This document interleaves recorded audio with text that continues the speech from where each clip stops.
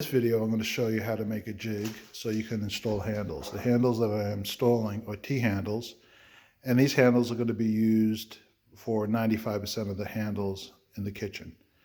Anyway, here's a quick picture of the kitchen video.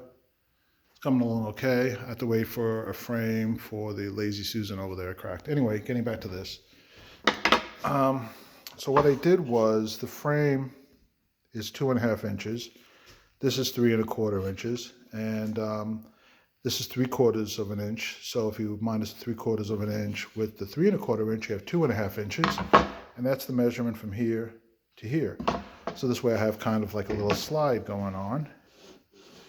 And you see how that line matches up with that, and it lines up at the bottom perfectly. On this side, it's going to be the same thing. So I'm just trying to make it even on both sides, so whether it's a left swinging door or a right swinging door, I'm all set. And then what I did was, this is approximately 2.5 inches too, so this is 2.5 inches. Then I put the handle on here, and then I added another 2.5 inches onto the top, and then I cut the piece. And then I centered it, because I want it centered on the 2.5 inch reveal right here. And I want it mounted approximately right there. So this jig will make it possible.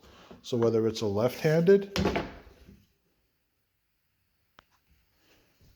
or right, or whatever it is, it's going to work out fine. This jig should save me a tremendous amount of time.